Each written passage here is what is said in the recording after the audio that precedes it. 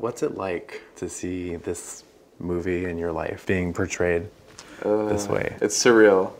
Joel had included me in everything, and like I knew what the script was, and I knew it wasn't something that I would be ashamed of. And then when I saw it, and I had a real emotional reaction to it, and I was like, oh, this is really good. What would you say were some of the difficult things about turning a book into the screenplay? You know, on one hand, you've got this beautifully empathetic rendering of Garrett's life, and then you've got Hollywood, who is often asking for everything to be tuned up a little bit. You know, let's paint our heroes and villains particular colours so that we can, you know, we can really understand who to hate and who to love. Right. And the thing about Garrett's book is it's so full of love in all aspects, because he's open enough to understand that those choices weren't made intentionally to hurt him. We had our arrow sort of aimed at the bigotry itself that creates these situations like Love in Action. It would have been easier to paint my parents as villains in many ways and probably made you a lot more money. But I think that it doesn't get to the root of the problem, and it also doesn't allow people to become allies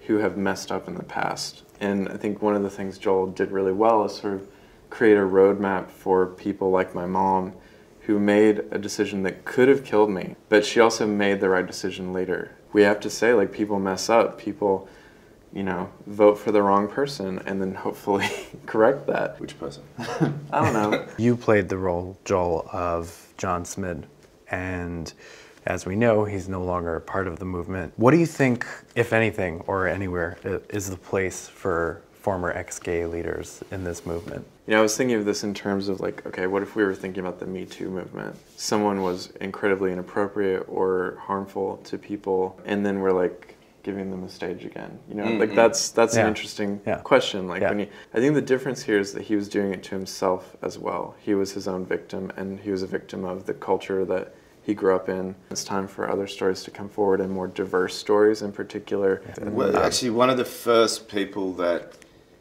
Garrett introduced me to when I asked if I could meet other survivors, you know, the fact that you guys like got together, went to the highest court in the land and cut them off at their knees is such an inspiring thing. I mean, there's a lot of talk about banning conversion therapy for minors, but I was an adult, you were an adult. What can be done to protect also adults? Having to go to another city, find an entirely different community and cut themselves off from almost everybody they know.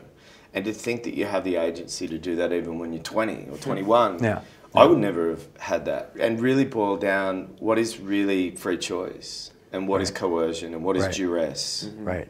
The bill in place in California that would say that conversion therapy is fraud, I think that's where our battle is, and we have to be very careful about how we wage it. Even if it's just that we're having a debate about whether or not it's fraud, that gets disseminated in news articles, and people like my parents who might be doing a simple Google search these days, if they're thinking of sending their kid into conversion therapy, will at least find those articles. The movie and other stories and any kind of debate can sort of lift the rock up under which practices are going and make them accountable and transparent about the practices, because it does feel to me research was hard to come by.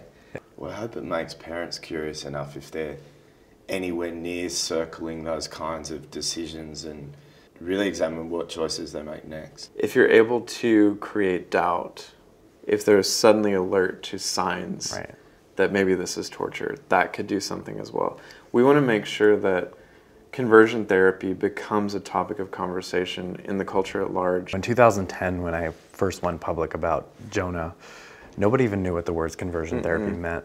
And that's very different today. And a lot of it is in part because of your book and the movie. Well, I think you're a real inspiration. Like, meeting you in those early stages for me just kind of really opened my eyes a lot in another way, and was part of throwing the wood on the fire of why I thought the film needed to be made.